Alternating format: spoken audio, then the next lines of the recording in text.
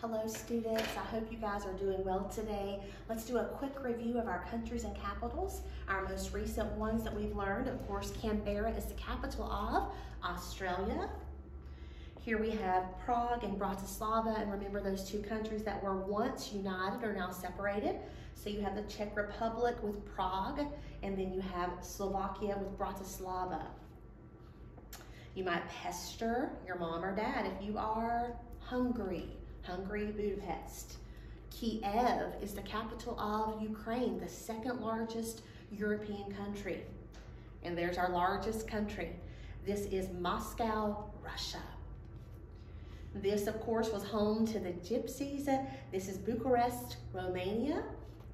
This is the country that stood up to fight against the Russians and their form of communism. Warsaw, Poland. Remember Lech Walesa and his group of solidarity. And then you have the garden country, Sofia, Bulgaria. And then a new one for us was yesterday, Wellington, New Zealand. And we're going to talk about it later on in this history chapter. Let's do a quick review from our slides here.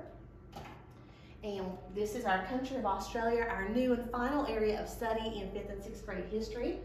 And we talked about the Great Barrier Reef, which I hope you read that brown information. Sometimes kids want to blitz by that, but there's some cool facts in that on page number 295. It talks about some unusual marine life that lives within the Great Barrier Reef, unusual and dangerous as well. And then we talked a little bit about the iconic Sydney Opera House.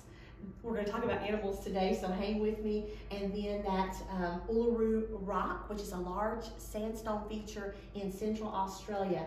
There's Captain James Cook, the brave seaman that discovered Australia. We talked about it's the only country that's actually also one nation. It has several nicknames like Island Continent and Land Down Under. Do you happen to remember what fairy floss is in Australia? And then there's the Great Barrier Reef once again. Located along the eastern side, you have the Great Dividing Range, the mountain range of Australia with Mount Kosciuszko as its highest peak. The two primary rivers are the Murray River and the Darling River. And then we talked about the Great Artesian Basin in Australia, the largest in the world. It's an area of underground water. Let's talk a little today about the plant and animal life in Australia. Now, in Australia, you have a lot of evergreen trees that grow, but there is also the eucalyptus tree, also referred to as the gum tree. And the eucalyptus tree is important to Australians because harvesting from it can be oil, gum, and timber. It grows quickly and it can get quite a bit high as well. This is a picture of the acacia tree. It also grows in Australia and it's known for producing beautiful furniture.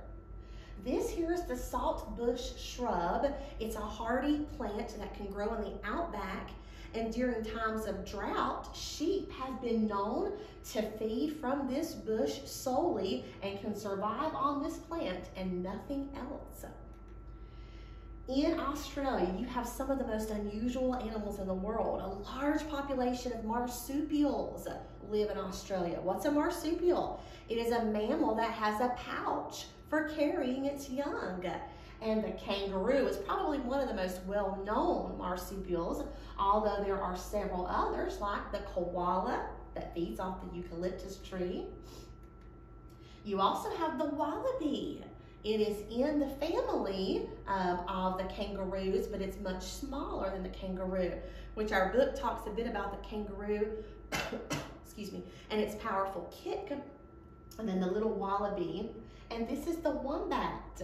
And the wombat is another marsupial. It said it can be about 3 feet long, and it actually does make a good pet.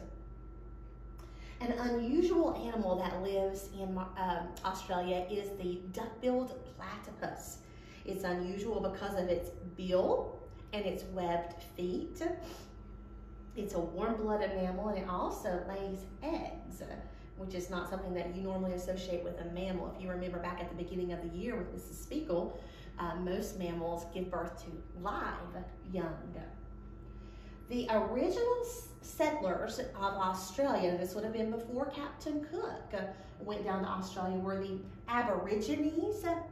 That picture may be a little hard to see, but the Aborigines lived there. Here's another image of an Aborigine. They were the original inhabitants of this land. It was, once Captain Cook came, however, introduced to English and other settlers, so they were able to come in and help to settle as well, and they brought along with them the Bible. So there are groups of strong Christians in Australia as well that gave the gospel to the Aborigines. We will talk a little bit more tomorrow about the government of Australia, what it's like in their cities and their country life. Have a great day.